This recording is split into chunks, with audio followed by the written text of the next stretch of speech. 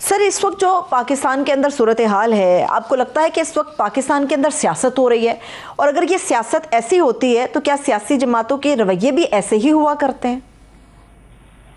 बिस्मिल्लाहिर्रहमानिर्रहीम। सियासत तो इस वक्त यकीनी तौर पर सियासत ही हो रही है,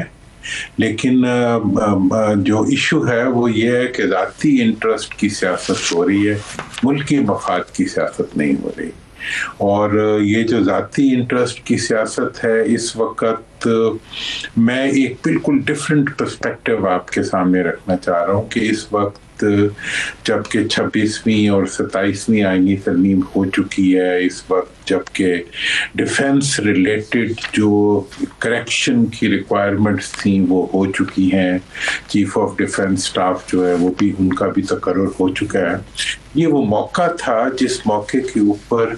अब सियासी और मुल्क के अंदर अमूमी एक इस्तेहकाम की फिजा आनी चाहिए थी। वो क्यों कर उस फिजा को जो है वो लेफ्ट राइट किया जा रहा है। इसमें मेरा जो गुमान है वो ये है कि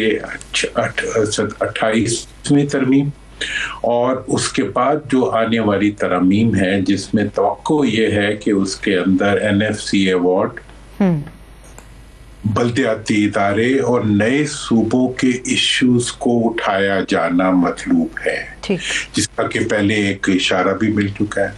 तो ये वो चीजें हैं जो हुकूमती पार्टियों को कतई तौर पर मंजूर नहीं है। वो NFC अवार्ड को अवाम तक पहुंचाने के किसी मैकेनिज्म को कबूल करने के लिए तैयार नहीं, बल्दियाती इख्तियारात अवाम को शिफ्ट करने के लिए तैयार नहीं है, वो नए सूबों पे बात करने के लिए तैयार नहीं है। इस सारी सिचुएशन को देखते हुए उन्होंने ये हिकमत अमली अपनाई है कि इस वक्त जो है वो मुल्क के अंदर एक फसाद बर्पा कर दिया जाए, एक टकराव की कैफियत बर्पा कर दी जाए कि जी अभी हम जो है वो गवर्नर राज लगाना चाहते हैं, अब हम बात नहीं होंगे, चाबियां जो है वो समंदर बुर्द हो गई हैं। भाई तमाम इख्तलाफात हैं, तमाम बातें हैं, लेकिन उसके बावजूद बातचीत से ही आगे चलती है ना। तो ये जो इस वक्त हुकूमती इत्तेहाद का रवैया है, ये उनकी वो एक ऐसी खौफनाक सियासत है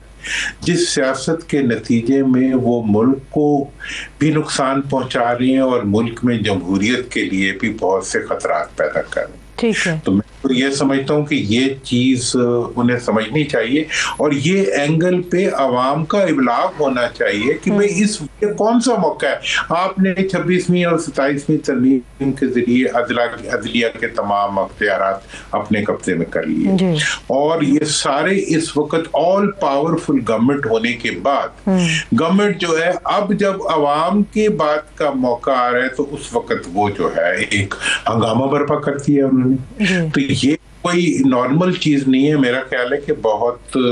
एक तवज्जो तलब बात है और ऐसी सूरत हाल में कि जबकि आपने अभी एक इतनी बड़ी अचीवमेंट हासिल की है, बुनियानो मरसूस की शक्ल में दुनिया के अंदर कोई इज्जत मिल रही है, इस इज्जत और फौरी कोई चैलेंजेस आपके सामने नहीं है, तो ऐसी सूरत हाल में आप एक टकराव की कैफियत को क्यों कर प्रमोट कर रहे हैं और पॉलिटिकल लोग कर रहे हैं, उनको उनकी तो जरूरत ही नहीं है। इसमें दुरानी साहब एक जो बहुत बड़ा शिकवा मैं कह लूँ या इसके बदले में जो एक रिएक्शन आ रहा है वो ये कहा जा रहा है कि जिस तरह से ख़ास तौर पे जब जब इमरान खान साहब से अगर मुलाकात का मौका मिलता है, वैसे तो कानूनी लिहाज से मिलना चाहिए, ये उनका जायज़ हक है, लेकिन अगर जब जब भी मुलाकात का मौका मिलता है तो कोई ना कोई ऐसी गुफ्तगू होती है जिससे पाकिस्तान के अंदर इंतशार फैलता है या ख़ास तौर पर जो हमारा दुश्मन है वो चाहे दहशतगर्दी की सूरत में पाकिस्तान के अंदर मौजूद हो या बॉर्डर पार पाकिस्तान के अंदर दहशतगर्दाना कार्रवाइयों के अंदर इन्वॉल्व हो, तो उसको इस चीज से बड़ी तस्कीन मिलती है कि जिस किस्म की गुफ्तगू होती है और जिस तरह से टारगेट किया जाता है स्पेसिफिकली, तो वो चीजें या वो बयानियां पाकिस्तान को दर हकीकत नुकसान पहुंचा रहा है, तो इसलिए वो एक्शन के ऊपर रिएक्शन आ रहे हैं। देखिए, मैं ये आपसे कह रहा हूं कि एक फर्ज है जो आपकी कहती है, जब आप चाहते हैं कोई मिल लेता है, जब आप चाहते हैं कोई नहीं मिल सकता उनसे। उसके बाद बाहर बैठे हुए कुछ लोग फर्जी बयानियां बना रहे हैं या असली बयानियां बना रहे हैं। मतलब बयानियों से खौफ खाती हुई सियासत क्या होती है? मतलब क्या हुकूमत ये कहना चाह रही है कि हुकूमती पूरी मशीनरी, हुकूमती पूरा जो मीडिया हैंडलिंग की कैपेसिटी है वो जेल में बैठे हुए एक फर्द के आगे बेबस है, जबकि वो इनके आगे बेबस है, जब चाहे मिलवा दें, जब चाहे ना मिलवाएं। ऐसी सूरत हाल में क्यों कर आप मुल्क के अंदर एक सियासी टर्माइल, आप गवर्नर राज लगाना चाहते हैं, वो कह रहे हैं सूबाई वजीर आला जो है वो मरकज के वजीर खजाना की कॉन्फ्रेंस में बैठा हुआ अपनी गुजारिशात पेश कर रहा है। आज पीटीआई की तमाम लीडरशिप जो है वो कह रही है हम बातचीत के लिए तैयार हैं। ये असल में ये एक ऐसी कॉन्स्पिरेसी है जो इस वक्त मुल्क के अंदर उस टकराव को, जिसको मैंने हमेशा पॉइंट आउट किया है कि हुकूमत अपनी एग्जिस्टेंस के लिए टकराना चाह रही है, जो कि पाकिस्तान के मफाद में नहीं है। आज खुदा ना खास्ता केपी के अंदर आप कोई गैर जरूरी इक़दाम उठा लेते हैं उस हुकूमत के साथ बारे में जो आपके साथ ताउन करने के लिए तैयार है, तो आपको उसका क्या जवाब मिलेगा, क्या फायदा मिलेगा पूरी दुनिया के अंदर। तो ये सिचुएशन है, ये मेरे लिए बहुत ही, मतलब मैंने तो माजी में भी ये देखा है कि ये जब भी हाइब्रिड निज़ाम इस मुल्क में बना है ना, उसमें सियासतदानों ने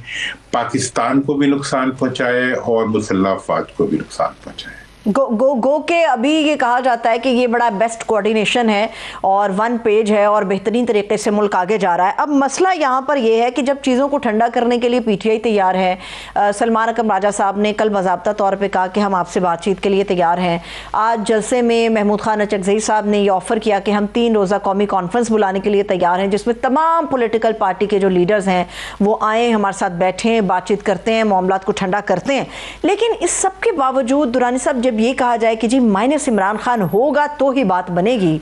तो क्या मैं इमरान खान साहब की बात नहीं भी करूं तो क्या किसी भी बड़े पॉलिटिकल लीडर को माइनस करना एक समझदारी का मामला होगा, या ये इतना आसान नहीं है जितनी आसानी से ये बातें की जा रही हैं? मैं इस पे सवाल उठाऊंगा कि यार ये इतने सीजन पॉलिटिशियंस हैं, क्या वो इतने सादा हो सकते हैं? माइनस क्या होता है? इस वक्त भी तो माइनस है ना।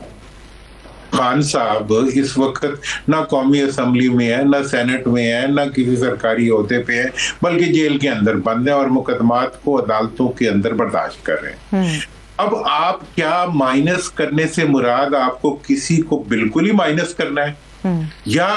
फिर आप जो सियासत कर रहे हैं आप करें, आपने इलेक्शन करवाए हैं, सारे जीत लिए, आपने सब कुछ कर लिया, सब कुछ कर रहे हैं, उसके बाद आप इतने खंजर बकफ होके, इतने आग के बगोले बन के आप क्यों मूव करना चाह रहे हैं? आप क्यों के अंदर जो है ये फिजा पैदा करना चाह रहे हैं कि आपने किसी को खत्म करना है? और ये मियाँ साहब मुझे बताएं, शहबाज साहब बताएं, मुल्क के जरदारी साहब बताएं कि क्या तारीख के अंदर कभी किसी पाबंदियों के जरिए और बयानात के जरिए किसी बयानिया को खत्म किया जा सका है? आपको हिकमत से करना पड़ेगा। और दूसरी देखें,